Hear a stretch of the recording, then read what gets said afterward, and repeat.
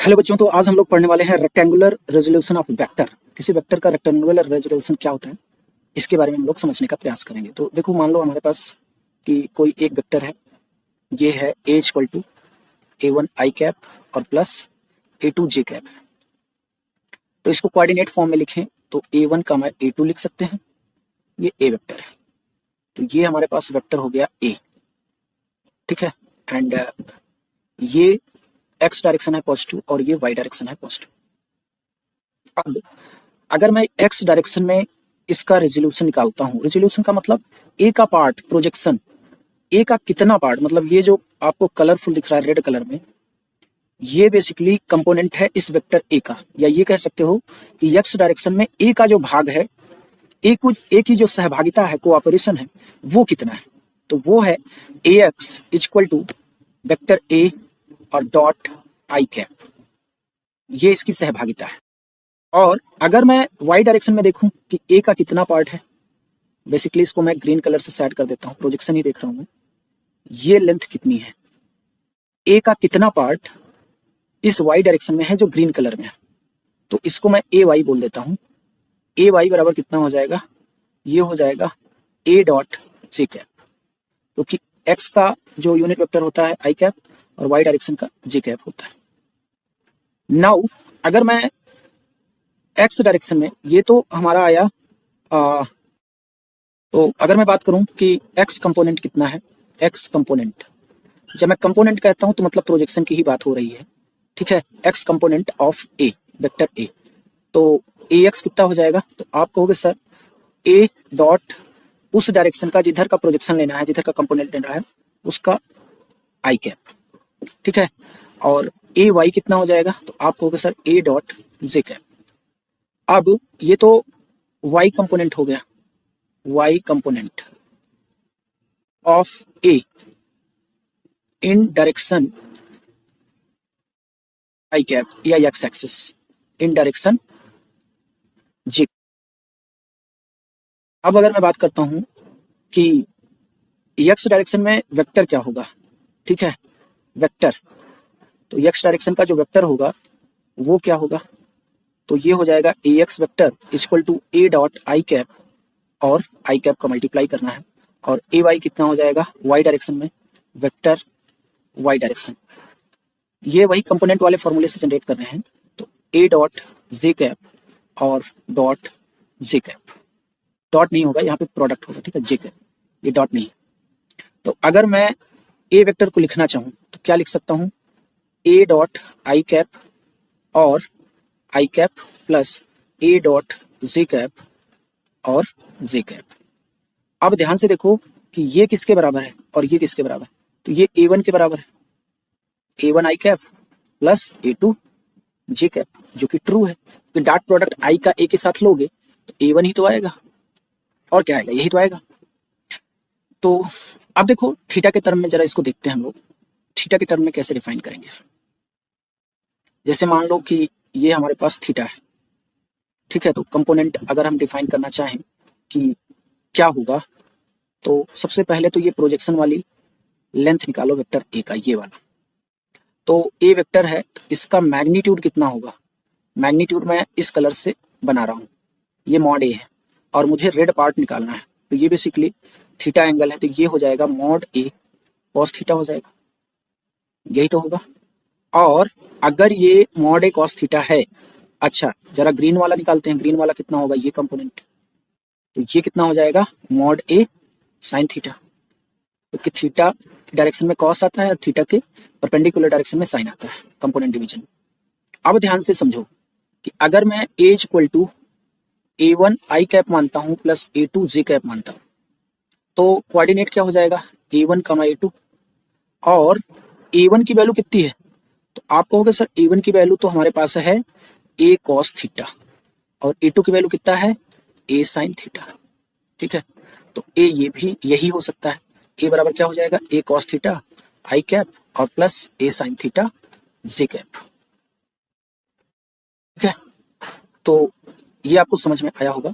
और ये कुछ और नहीं, बेसिकली मॉड ए कॉस थीटा, ये ए क्या है, ये बेसिकली ए डॉट आई है और आई कैप, और प्लस ए साइन थीटा क्या है, ए डॉट जे कैप और जे कैप है।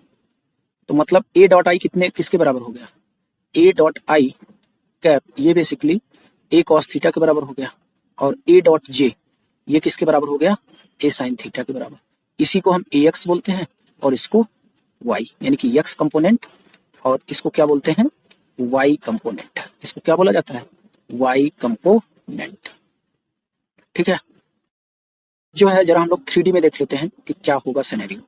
ठीक है, ये एक्स है, ये वाई है और ये जेड है, और ए बराबर है A1 i cap plus A2 j cap plus A3 के कैप। तो वेक्टर ए जो है ये ओरिजिन है, ये वेक्टर ए होगा और ये कोऑर्डिनेट A1 कामा A2 कामा A3 होगा। तो यहां से जो है एक्स डायरेक्शन में जो वैल्यू आएगी कंपोनेंट, ये जो ब्लू कलर में है वो कितना होगा, तो ए डॉट आई कैप के बराबर होगा। ठीक है, ये ए एक्स आएगा एक्स कंपोनेंट। वाई कंपोनेंट कितना आएगा, ए वाई, तो ये आ जाएगा कितना, ए डॉट जे कैप, और जेड कंपोनेंट कितना आ जाएगा, ए डॉट के कैप।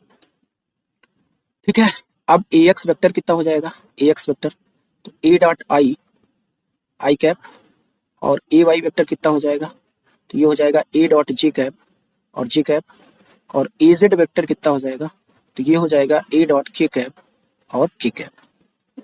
तो ए बराबर बेसिकली क्या है हमारे पास, ए एक्स प्लस ए वाई प्लस ए जेड। तो ए बराबर कितना आ जाएगा, ए dot I I cap plus a dot J J cap और प्लस ए डॉट के और के कैप।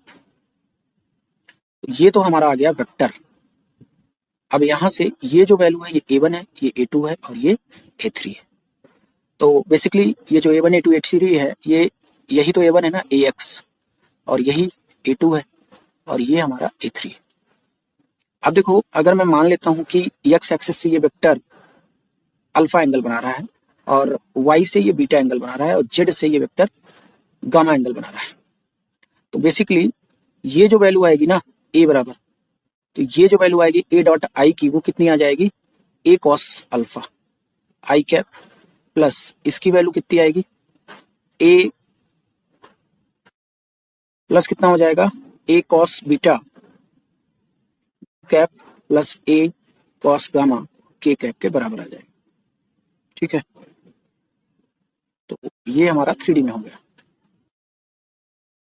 देखो नोट पॉइंट है कि if a vector lies in plane of two perpendicular vector P and Q, ठीक है, तो परपेंडिकुलर पी और क्यू है, then it can be resolve. तो किसमें ब्रेक किया जा सकता है, वेक्टर जो है बेसिकली रिजॉल्व किया जा सकता है। जैसे मैंने अभी एक्स और वाई लिया था, तो इधर आई कंपोनेंट था और इधर जे कंपोनेंट था। मान लेते हैं कि ये दोनों परपेंडिकुलर वेक्टर है और इस डायरेक्शन का यूनिट वेक्टर कितना है, पी कैप, और इधर का क्यू कैप यूनिट वेक्टर। तो अब मेरे को बताओ ये वेक्टर ए है, ये वेक्टर कैसा है कि, तो अब देखो सेम वे में आई और जे की जगह बेसिकली क्या है, पी और क्यू है। तो इस ए वेक्टर को पी और क्यू में कैसे ब्रेक कर सकते हैं, कंपोनेंट मेथड से। तो ए बराबर हो जाएगा ए डॉट पी कैप और पी कैप का मल्टीप्लाई करो plus a dot Q cap और क्यू कैप का मल्टीप्लाई कर दो। ठीक है, देखो एक वेक्टर है जो एक्स और वाई और जेड तीनों के परपेंडिकुलर है, और एक्स वाई जेड ना कह के मैं 3 परपेंडिकुलर वेक्टर ले लेता हूँ। ठीक है, इस वेक्टर को मैं नाम दे देता हूँ, इस डायरेक्शन का यूनिट वेक्टर पी कैप, इधर का क्यू कैप और इधर का आर कैप, और ए यहाँ पे स्पेस में कहीं है। तो ए को इनके टर्म में कैसे लिखा जा सकता है, तो ए बराबर हो जाएगा ए डॉट पी कैप और पी का कैप का मल्टीप्लाई करो, ए डॉट क्यू कैप और क्यू कैप का मल्टीप्लाई करो, और plus a dot are cap और आर कैप का मल्टीप्लाई कर दो। ठीक है, तो ये पूरा तरीका है इनको करने का। अब देखो ये बड़ा प्यारा क्वेश्चन है, वेक्टर ए दे रखा है आई प्लस जे कैप और वेक्टर बी दिया है 2i minus j cap, then express B equal to b1 plus b2 such that b1 parallel है a के और b2 परपेंडिकुलर है a के। तो बेसिकली ये कंपोनेंट का प्रॉब्लम है। ठीक है, तो यहाँ देखो, अब b1 जो है a के पैरेलल है, तो पहले तो मैं b बना लेता हूँ, ये मैं मान लेता हूँ मेरा b वेक्टर है। ठीक है, तो और b1 ये हो गया और b2 ये हो गया, b2 ये हो गया। अब देखो देखो B1 B2 की पोजीशन तो हमको पता चल गई, लेकिन A किधर है? तो A जो है B1 के पैरेलल है, मतलब A जो है इस डायरेक्शन में है। A B1 के पैरेलल है और B2 के परपेंडिकुलर है, ठीक है। तो अब बीटा वन बेसिकली है क्या, और B1 बेसिकली है क्या? B1 जो वेक्टर है वो है component, vector component, vector component, component of B along A। यही तो है भाई, B1 है क्या? A की डायरेक्शन में B का कितना पार्ट आ रहा है प्रोजेक्शन, मतलब ये वाला पार्ट हमको बताना है, ये पार्ट, यही तो B1 है। समझ पा रहे हो? तो अगर इसको मैं डिफाइन करना चाहूँ तो कितना हो जाएगा? B1 इक्वल टू हो जाएगा B vector dot A cap और A कैप। कैलकुलेट कर लो।